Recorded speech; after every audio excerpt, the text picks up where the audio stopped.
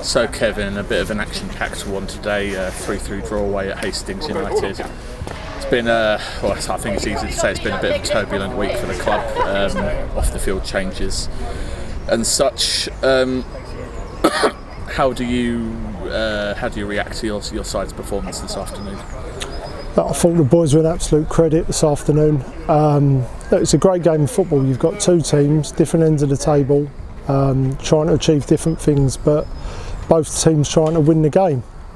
And it's a credit to all the players on the pitch today, their management team as well. And I thought it was played in good spirits.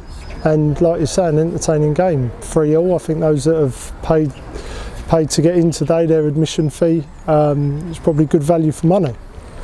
Obviously, when you concede 2 goals in quick succession, you go 2-0 down early-ish in the first half. You start to worry about A, how the squad's going to respond, and B, what the eventual scoreline's going to be. You must have been delighted with the way they reacted to go 2-0 down early to then enter the break 3-2 up. Well, other than the 2 goals we conceded, I didn't think in the passage of play there was a lot wrong prior to that in terms of the shape, and I didn't think they was getting in that much. But obviously they've scored the 2 goals, and then like you say, when you're 2-0 down, it can go one of 2 ways, can't it? You can cave and fold, and I think other teams who are less strong-minded than maybe some of our players would do that. But all credit to the players, like I say, they stuck with it. We changed a few things, got back into the game, went 3-2 up. Second half, I felt we struggled to get to grips with the second half for periods of time, and they were on top of the game. But even still, we created a couple of chances, and yeah, look, it's one of those results. I think both teams are disappointed not to have won the game, but then both teams could have quite easily lost the game. Obviously, you're ending the half on fire. I suppose losing Jerson to a knock again, and then Rory coming on to then himself pick up a knock as well.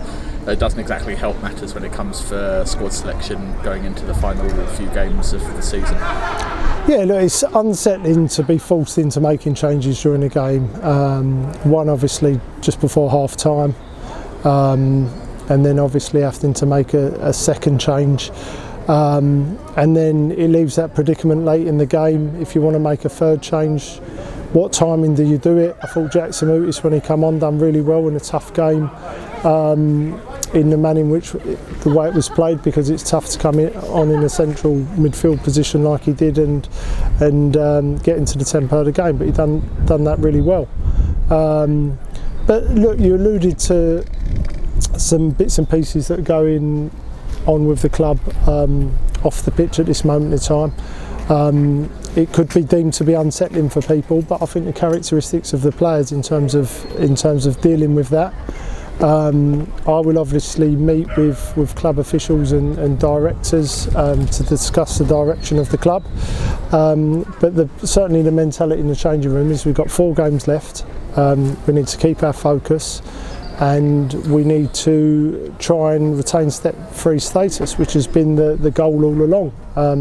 It's difficult, and with less games left, there's less opportunities, but we've played some teams at the top of the table, and I think we've conducted ourselves well, and I don't think there has been a gulf of difference, if any, between the standard. And look, we've got Lawrence obviously out for the rest of the season. Finn was unavailable today, and people have come into the team and done really well. So again, that's a good measure.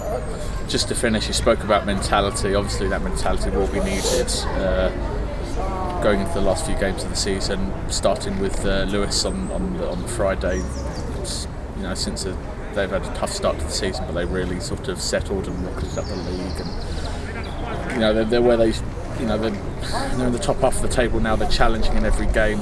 That's going to be a tough one. Then obviously the turnaround is then on to Easter Monday when we're hosting Cray Wanderers' second last home game of the season. So I suppose the positives from this performance and the mentality showed by your players, does that give you that little bit of more confidence that perhaps we can pull off the escape, I suppose? Yeah, look, for all manner of reasons, look, I'm quite humbled and admire the response of the boys and some of the bits and pieces that they're having to deal with at this moment in time, and they turn up today and they give those effort levels.